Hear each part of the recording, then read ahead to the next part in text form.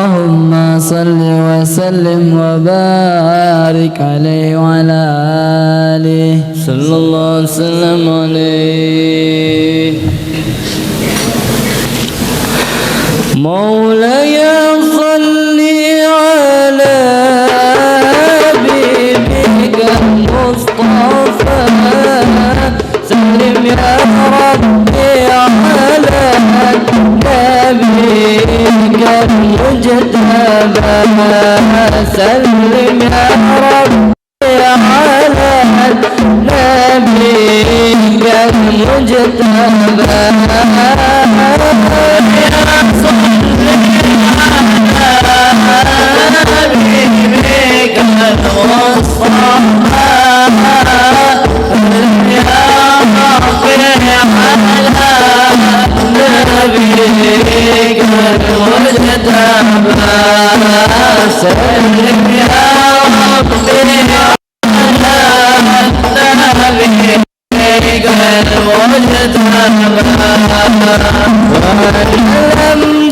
محمد وأبا بكر الصديق خير الصديق الصديق سيد الخلفاء نرجو من فضل المولى أن يملأنا بالشفاء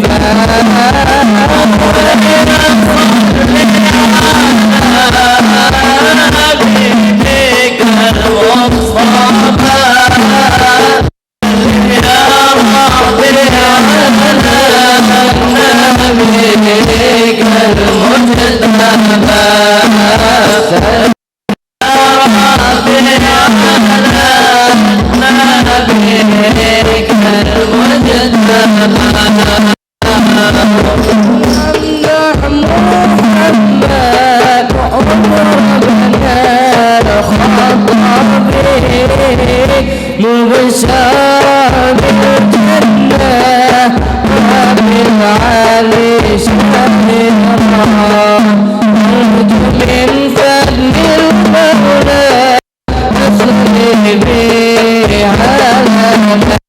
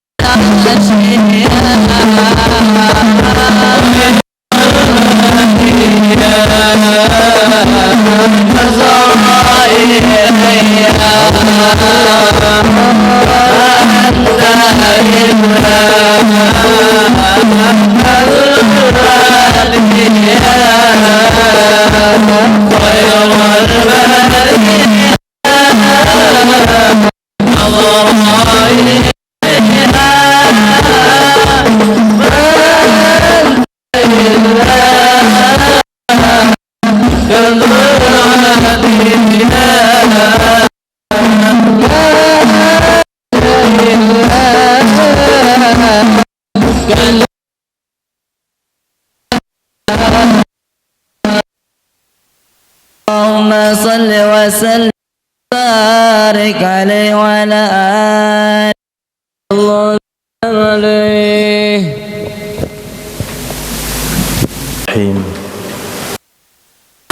Alhamdulillahi rabbil alamin. Wa sallallahu ala sayyidina maulana Muhammadin wa ala alihi wa sahbihi ajma'in, amma ba'da. Yassir wa la tu'assir, Rabbi tamim bil khair. Rabbana asra'na sudurana wa yassir lana umurana wa umura muslimin wa hlul 'uqdatam min lisanina yafqahu qawlana bisanadi al-muttasili ila imam al-khatimatil hufaz al-imam Jalaluddin Asyuti rahimahullahu ta'ala wa qaddasallahu sirrahu wa adaman nafa'a bilumihi wa barakatihi wa nafahatihi wa madatihi wa karamatihi fid daraini amin. Bukan diperlebar diksi yang kosong.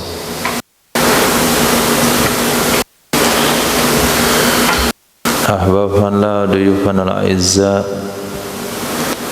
hadanallahu iyyakum alal huda wa taqwa. Kita lanjutkan dengan hadis nomor 7120. Hadis diriwayatkan oleh Imam Abu Nuaim dalam kitab Hilyah.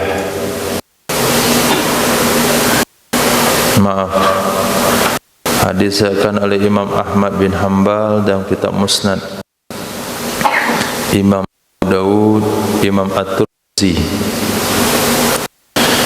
menceritakan dari Sayyidina Anas ibn Malik radhiyallahu an. Apa kata Sayyidina Anas? Karena adalah Nabi sallallahu alaihi wasallam yuftiru, berbuka ia Nabi sallallahu alaihi wasallam ala rutobat, di atas beberapa butir korma.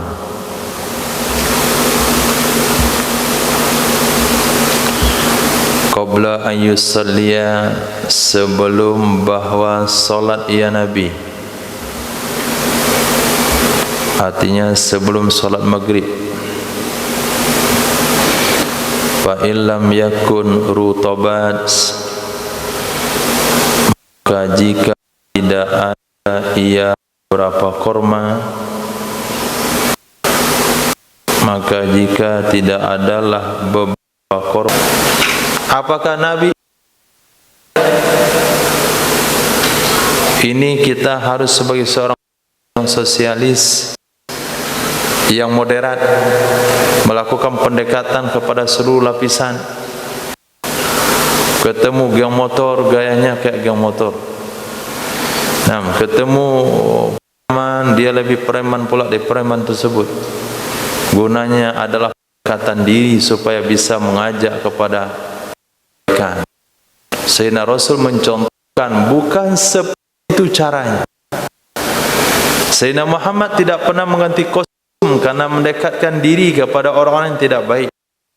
Sayyidina Rasul tidak pernah menggadaikan agama, harga diri, wibawa di hadapan orang-orang yang tidak baik. Ya ta'allafu bihi Sayyidina Rasul melakukan pendekatan kepada orang tersebut. Pertama, memberikan fokus ketika berbicara, 100%. Yang kedua, wahadisi biwajhi, fokus dengan mukanya, fokus dengan pembicaraan, merasa dihormati sehingga dia akan batik atau ihsan kepada Sayyidina Rasul sallallahu alaihi wasallam. Ini akhlak Sayyidina Rasul dalam menyikapi orang yang tidak baik pada suatu kaum. Nah, bukan dengan cara pendekatan yang lewati batas, saking lewat batasnya sehingga tidak dibedakan lagi mana yang mendekatkan diri, mana yang didekati. Paham sama.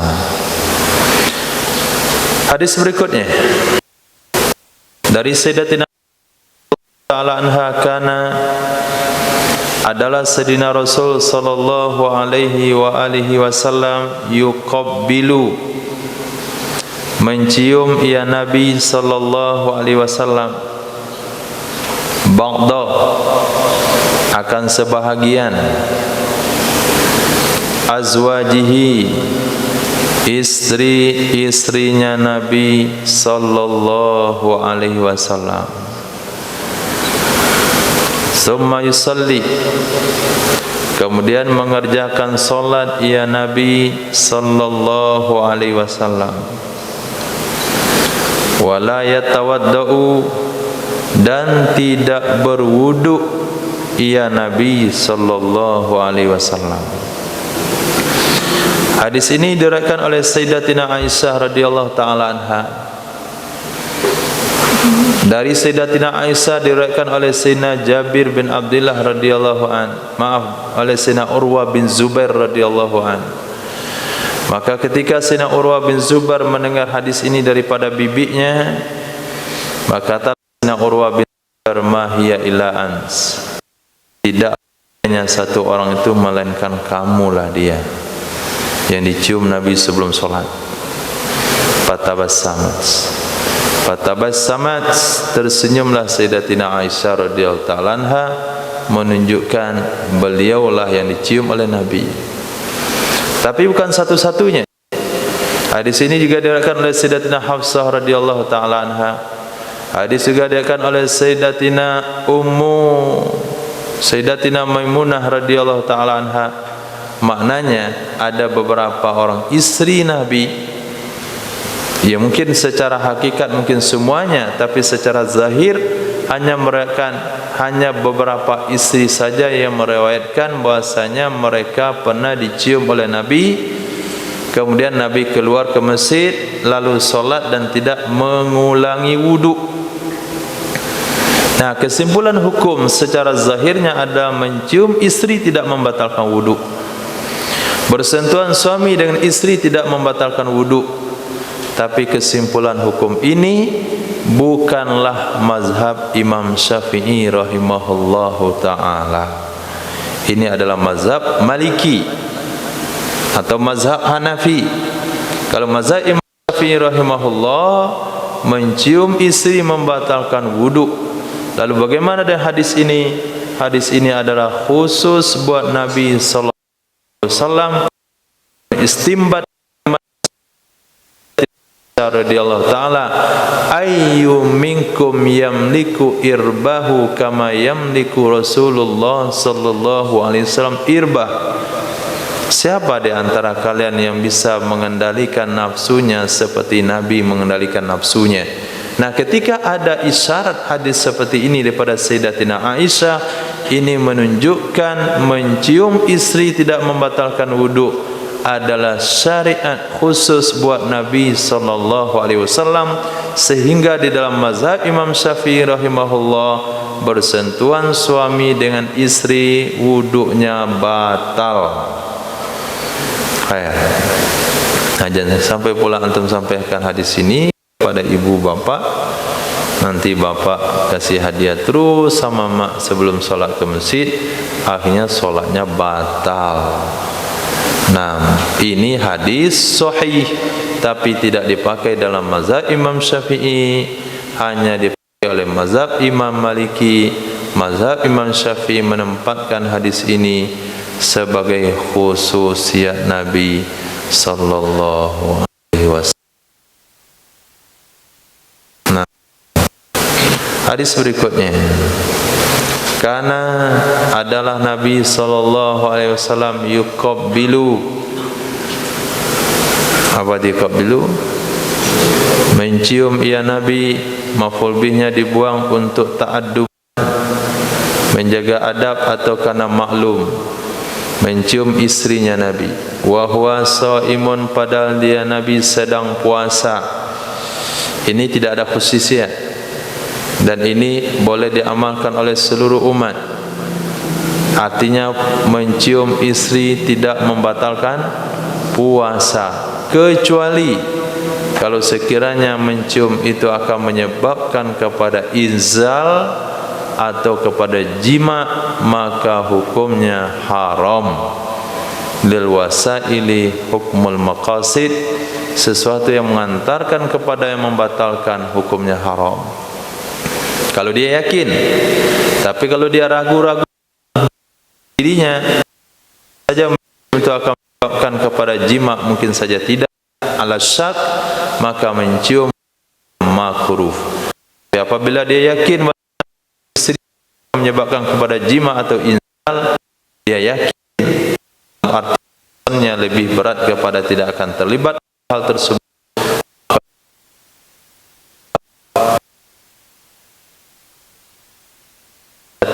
Hukum pertama, kalau pasti melibatkan kepada batal puasa. Yang kedua, makruh kalau dia ragu tentang kondisi dirinya. Yang ketiga, kalau memang tidak ada efek sampingnya. Karena adalah Sayyidina Muhammad sallallahu alaihi wasallam yuqabbilu, itu mencium istrinya, wa huwa muhrim, padahal dianya Nabi sedang ihram. Muhrim, ihram. Mahram, orang yang haram dinikahi. Muhrim, orang yang ihram. Mahram, yang haram dinikahi. Nah, jangan sampai ikut-ikut tradisi atau istilah-istilah orang kampung. Nah, kamu gak muhrim dengan dia, saya juga gak muhrim. Nah, kalau muhrim tentu saya dah pakai baju ihram. Nah, muhrim orang yang ihram, mahram orang yang haram dinikahi. Nah, muhrim di sini Nabi sedang umroh, Nabi sedang haji, tapi Nabi mencium istrinya. Nah, hukum mencium istri sedang ihram sama dengan hukum mencium istri sedang puasa, yaitu 3 hukum secara rinci. Karena adalah Nabi sallallahu alaihi wasallam yaksimu, membagi malam ia Nabi. Yaksimu dalam bab nikah itu identik dengan membagi malam. Karena ada ia Nabi yaksimu, itu membagi malam ia Nabi, baina nisa'ih, antara istri-istrinya Nabi, faya'dilu, maka adil ia Nabi dalam membagi malam tersebut. Dalam bab fikih ada namanya bab ta'addud, poligami. Maka bagi seseorang yang memiliki istri lebih dari satu, maka dia boleh melakukan 2 hal.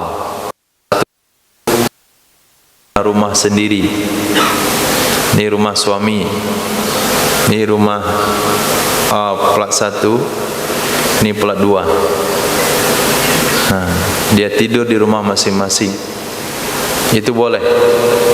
Tapi apabila suami telah di rumah istri nomor 1 satu malam, maka dia akan wajib tidur di rumah istri nomor 2 satu malam. Kemudian apabila dia tidur di istri nomor 1 2 malam, maka di istri nomor 2 harus 2 malam. 3 malam,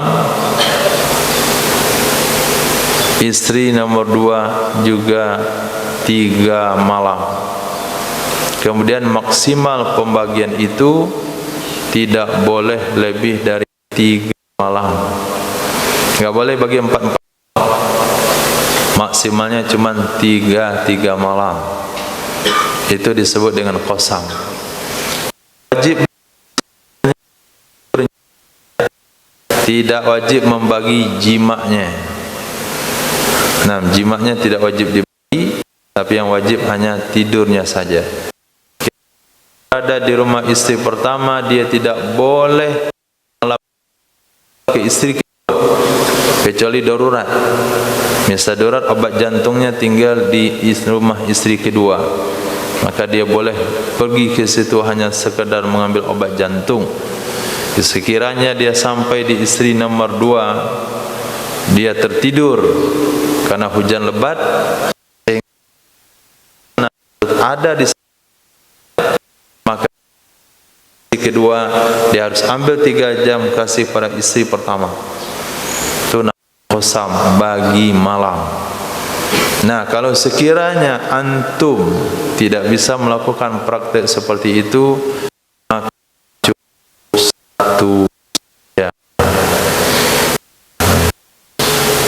Maka apabila antum pakai 2 dan bisa adil, maka dia akan hadir di hadapan Allah dengan bahunya yang miring sebelah. Ini dia di mahsyar. Nah, yang begini di mahsyar itu orang poligami yang enggak adil.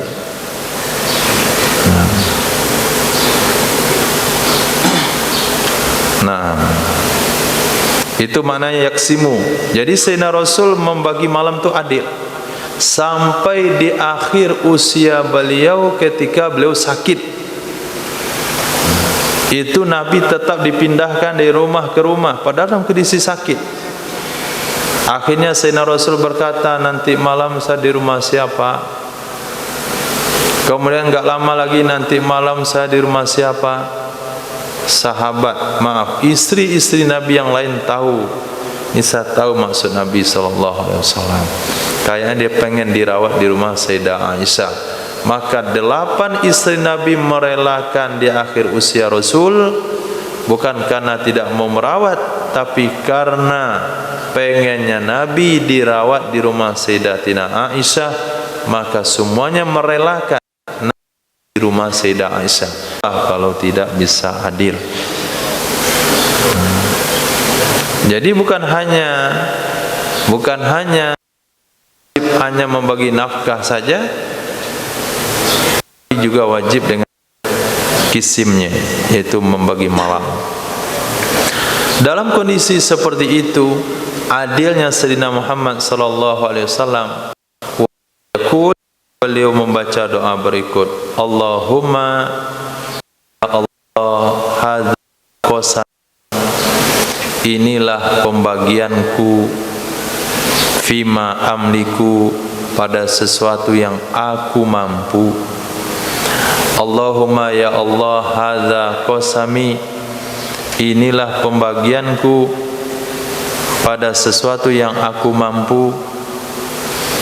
Fala talumni, maka janganlah engkau cela aku, janganlah engkau cela aku, fi ma tamliku wala amliku, pada sesuatu yang engkau mampu dan aku tidak mampu. Fima tamliku, pada sesuatu yang engkau mampu, wala amliku, dan yang aku tidak mampu. Inilah makna firman Allah yang berbunyi, wala tastati'u an ta'dilu baina nisaikum, lan dengan mana tidak akan pernah, kalian tidak akan pernah mampu berbuat adil di antara istri-istri kalian. Nah, jangan sampai wanita menggunakan ayat ini untuk membenci poligami.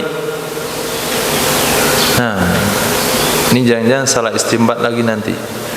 Apa kata wanita? Allah dah jamin kalian enggak akan mampu berbuat adil, jangan buat poligami, kata seorang wanita. Oh mbak, bukan begitu maksudnya ayat itu. Maksud ayat di sana kalian tidak adil.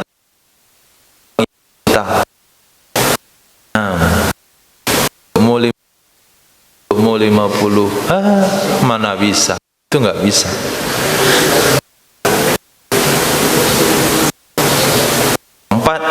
Masing-masing dapat 25% cintanya.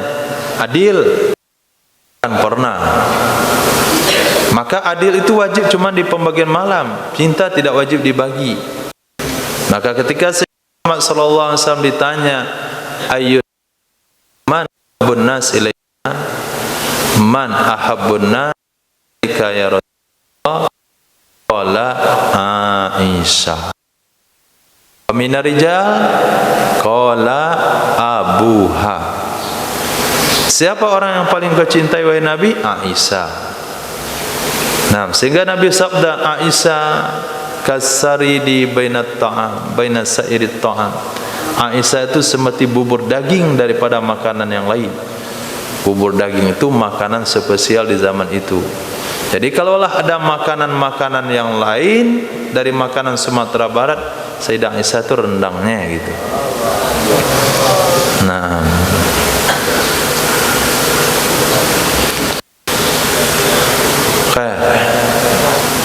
itu yang Nabi, dan Nabi jujur dengan hal itu. Nabi jujur dengan hal tersebut. Tapi walaupun walaupun Sayyidina Rasul sallallahu alaihi wasallam mencintai Sayyidah Aisyah seperti itu, tapi Sayyidah Aisyah kalau sempat melanggar, sempat melakukan kesalahan, tetap dimarahi oleh Sayyidina Muhammad sallallahu alaihi wasallam. Pertama, ketika Sayyidah Aisyah berkata kepada Sayyidina Muhammad, "Ya Rasulullah, cukuplah bagi kamu dengan Sofiah yang kada wa kada." Nah, masa dipikirin Sofiah? Sofiah itu kada wa kada. Kada wa kada maksudnya adalah orangnya pendek. Tapi Sayyidah Sofiah termasuk wanita tercantik. Nah, ketika terjadi perang, Masya Allah. Perang Khaybar, bukan? Perang Khaybar. Nah, tertangkaplah, tertawanlah Sayyidah Sofiah. Dilihat oleh Sayyidah Aisyah, ini bakalan gak aman. Ini bakalan jadi istri Nabi. Itu feelingnya Sayyidatina Aisyah melihat Sayyidah Sofiah. Nah, kemudian dibagikanlah tawanan perang. Ketika dibagikan, kemudian Sayyidina Dihyatul Kalbi meminta kepada Rasul untuk mengambil Sayyidah Sofiah binti Huyai al-Akhtab, keturunan Nabi Harun alaihissalam. Nabi Harun, bukan keturunan Harun al-Rashid. Nah, keturunan Nabi Harun alaihissalam. Pada saat itu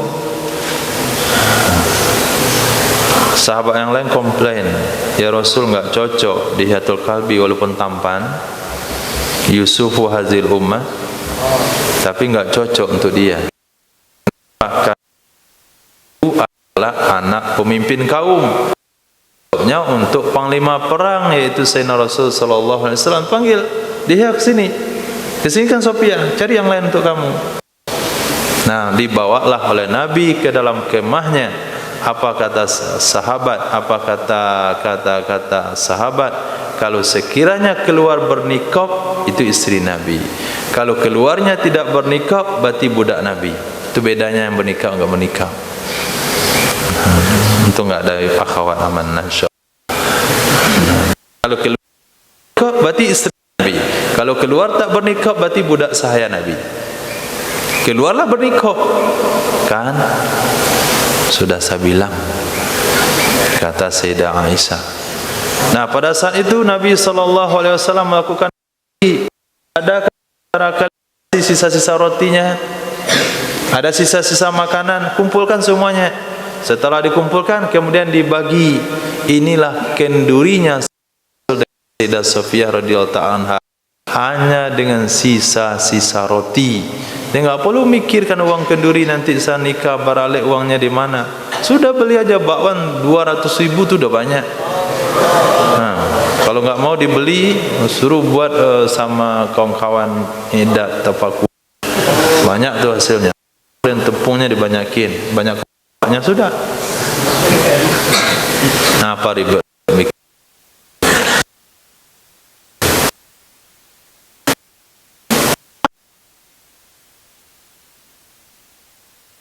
Selesai.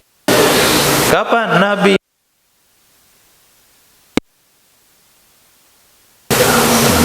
itu baraleknya Sayyidina Rasul? Itu yang saya katakan, wahai Rasul, cukuplah bagi pada pendek itu. Apa kata Rasul? Ya Aisyah, kamu sudah ucapkan satu kali, lau muzija bima'il bahri lamazajat. Kalau dicampur kalimat kamu tersebut dengan air laut akan menjadi busuk. Jadi bukan berarti kalau orang kita cintai lalu cintakan saja, bukan cinta, itu biar orang neraka. Nah, maka ketika orang tua marah itu adalah cinta. Kalau dia enggak marah berarti dia ada bosan. Bosan semua buka lo. Apa yang lagi capek ngomongin dia, pakak dah, biarin aja anak satu orang tu kaja dia lah, kayak di kambing di kucing. Nah, jadi kalau orang tua tidak lagi mau menegur, orang tua tidak marah lagi, maknanya sudah bosan. Jadi bukan berarti jangan sampai antum menafsirkan tindakan orang tua ketika marah berarti benci, ketika biarin berarti senang. Oh, saya dimarahi oleh orang tua, saya sudah dibenci. Ini pemikiran yang tidak bagus. Lihat Rasul sallallahu alaihi wasallam, Sayyidah Aisyah radhiyallahu taala, istri tercinta, itu yang dinasihatkan. Nah, istri tercinta oleh Sayyidina Muhammad sallallahu alaihi wasallam. Beliau komplain, makhrajnya mana betul? Komplain. Nah, ketika Sayyidah Rasulullah sallallahu alaihi wasallam meminta mengirimkan hadiah kepada ya Aisyah, bungkusin 2 lah. Khadijah di sini 2 orang. Alhamdulillah urui dado. Wa'ala lain. Awak ketek. Nah, besok lagi lagi, wahai Khadijah, apa Aisyah, 3 potong untuk kawan Khadijah. Akhirnya Sayyidah Aisyah katakan, ya Rasulullah, cukuplah yang gadis yang cantik ini, kenapa masih ingat yang tua yang sudah meninggal itu? Padahal kata Sayyidah Aisyah, saya tidak pernah melihat Khadijah tersebut, enggak pernah melihat. Jadi ketika beliau hidup dengan Nabi, Sayyidah Aisyah belum lahir waktu itu. Nah, jadi saya enggak pernah berkumpul dengan dia. Tapi yang paling saya cemburu dia, karena Nabi sering sebut dia. Ketika itu Nabi marah, wahai Aisyah. Nah, ketika kaumku menolakku, maka Khadijah yang menerima agamaku. Ketika yang lain tidak mau membantu pertolonganku, Khadijah menghabiskan hartanya untukku. Nah, maka tidak ada yang bisa. Ketika kalian tidak mau memberikan anak-anak kepadaku, dan anak-anakku semuanya dari Khadijah. Sejak itu kata Sayyidah Aisyah, saya enggak berani lagi ikut campur kalau Nabi dah cerita soal Khadijah. Enggak ada lawannya, maka carilah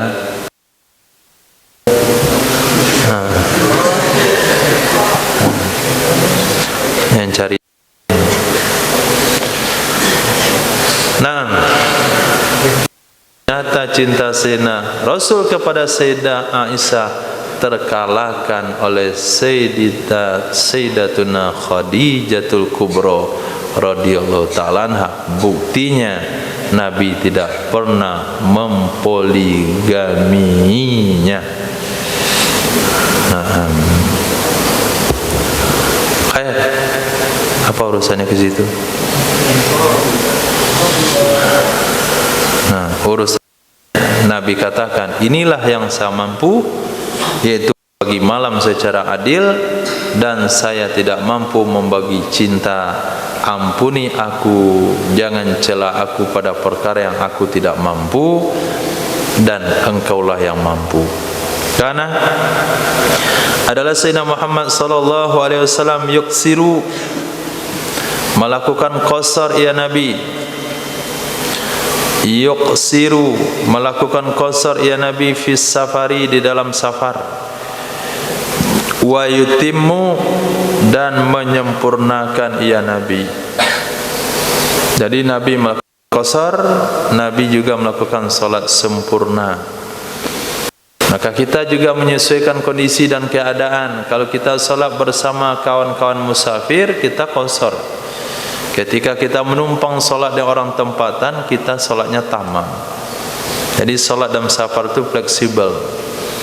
Tamam kita bisa tamam, qasar kita bisa qasar. Wa yuftiru wa yasumu, Nabi juga berbuka puasa dan Nabi juga berpuasa. Kalau sekiranya perjalanan tersebut aman dan puasa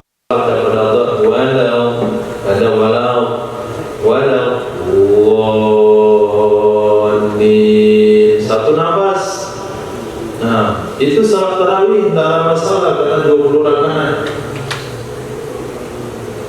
Tapi kalau salat wajib jangan buat demikian. Kita pakai yang lebih sempurna, yaitu putuskan ayat demi ayat, ayat demi ayat. Nah, apa yang dikatakan wakaf? Wakaf adalah berhenti dengan mengganti nafas. Kalau nafasnya tidak diganti, maka itu bukan namanya wakaf, itu adalah sakta. Nah,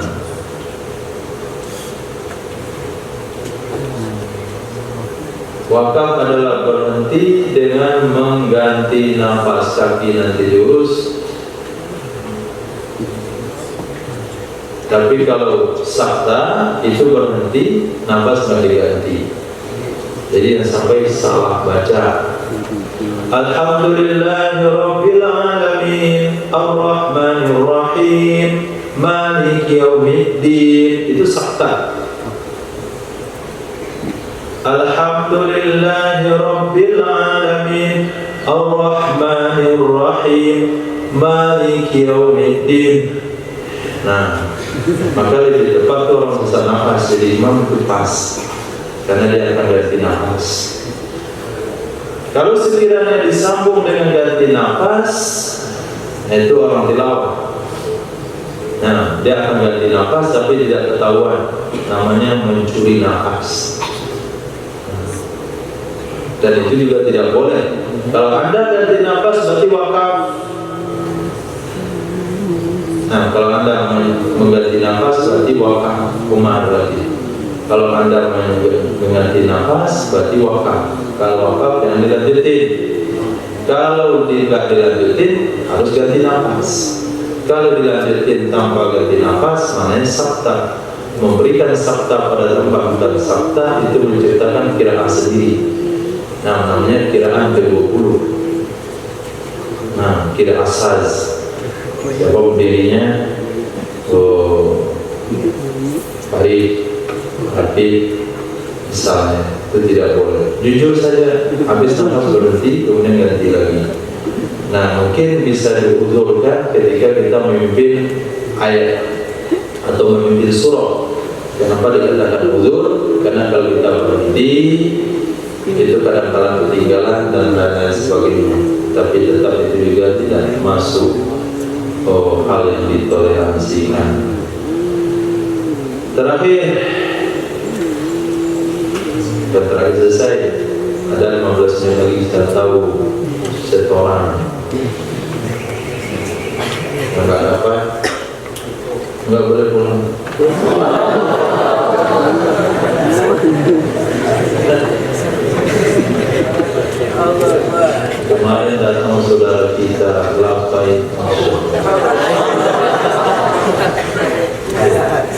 dia naik banding kasus.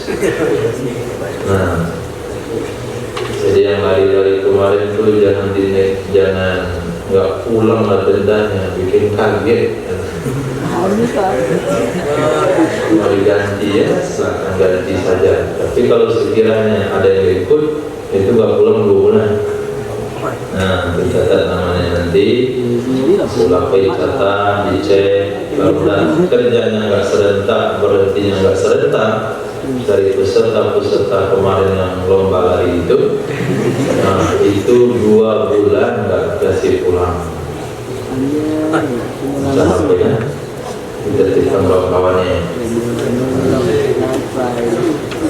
Karena adalah Sayyidina Muhammad sallallahu alaihi wasallam yuqallasu lahu, dibunyikan dufuf, dibunyikan rebana lahu baginya Nabi Yaumal Fitri, pada hari Idul Fitri. Bukan hanya dufuf saja, tapi dengan ghina. Nah, dufuf dengan nyanyiannya. Maka ketika Sayyidina Abu Bakar As-Siddiq radhiyallahu ta'ala anhu masuk ke rumah Nabi sallallahu alaihi wasallam, itu adalah rumah anak beliau, ketika Idul Fitri, maka terlihatlah di depan Nabi ada budak sahaya Arbana. Nah, menyanyikan nyanyi lama, yaitu momentum jahiliyah dulu, apakah itu perang Fijar, apakah itu membangun Ka'bah, atau itu lenyapnya Abraha, dibuat dalam sebuah nasib dan disenandungkan. Lalu Sayyidina Abu Bakar As-Siddiq katakan, "Amizmaru syaitan fi baiti Rasulillah." Nah, apakah seruling setan dibunyikan di rumah Nabi?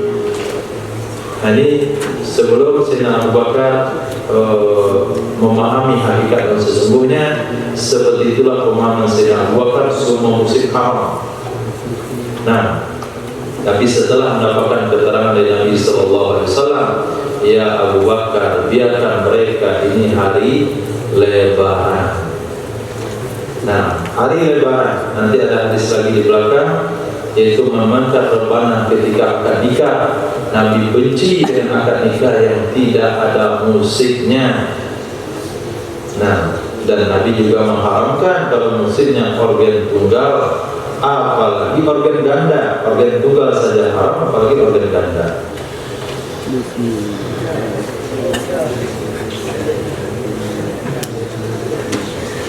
Nah, silakan berdiri sebelah kanan.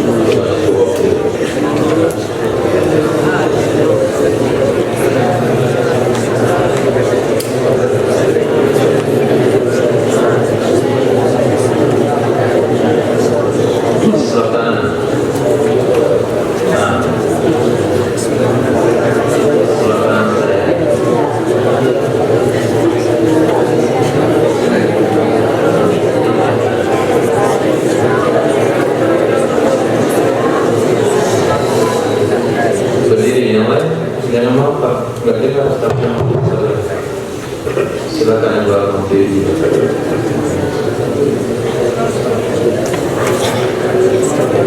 Bismillahirrahmanirrahim. A'udzubillahiminazim min syarri kulli yakin nar wa min syarri harin nar. Nah, kita Bismillahirrahmanirrahim. A'udzubillahiminazim min syarri kulli yakin nar wa min syarri harin nar. oh sama semuanya. Ini sorry Yakin nar. Nah, Min syarri harin nar. Bismillahirrahmanirrahim. Min syarri kulli yakin nar wa min syarri harin nar.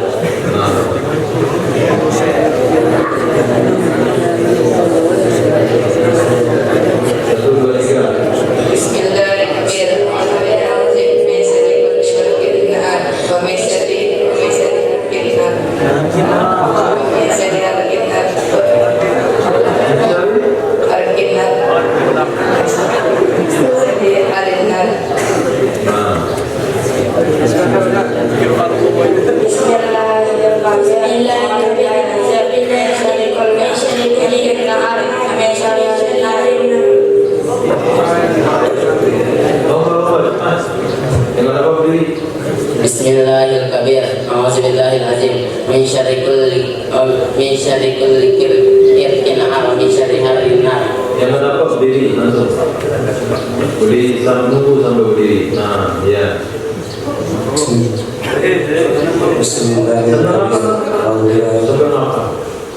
Bismillahirrahmanirrahim. A'udzubillahi min syarri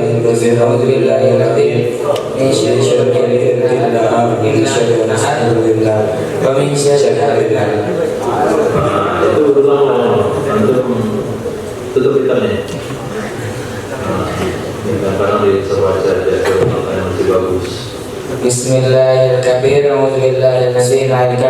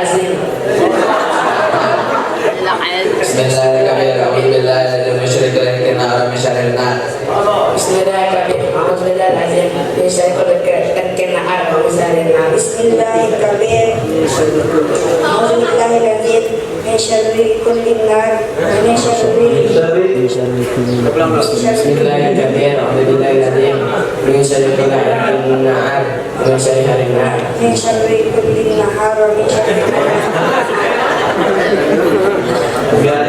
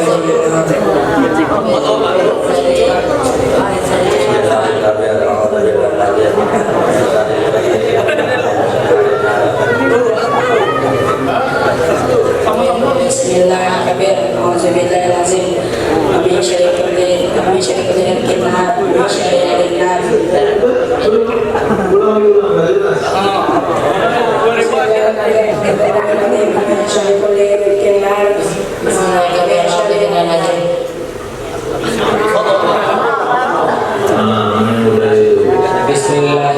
A'udzubillahi min syarri kulli irkin nar min syarri harin nar.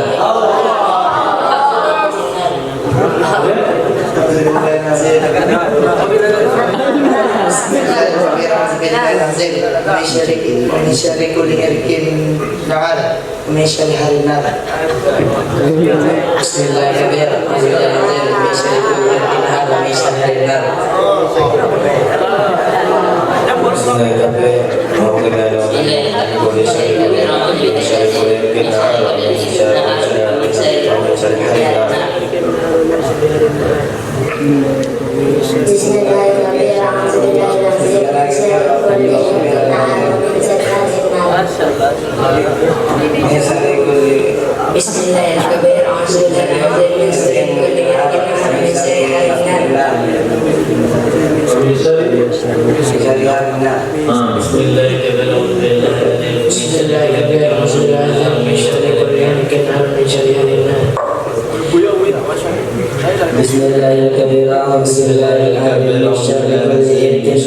ومن شر حر النار.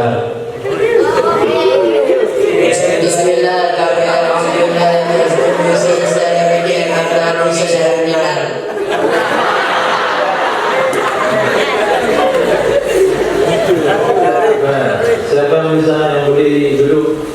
Yang bisa berdiri sambil berdiri. Sudah, jarang. Sini. Coba.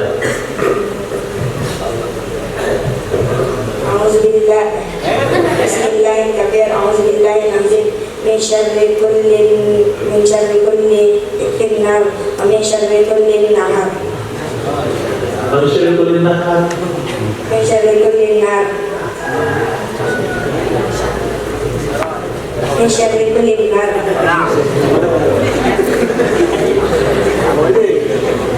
Wa min syarri harin nar. Min syarri harin nar. Nah, berarti nama Habib.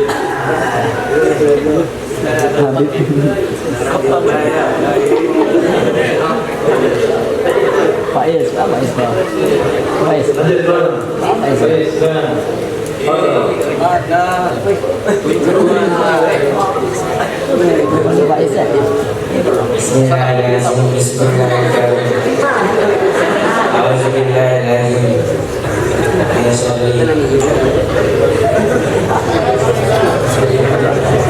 Oke, terus semua.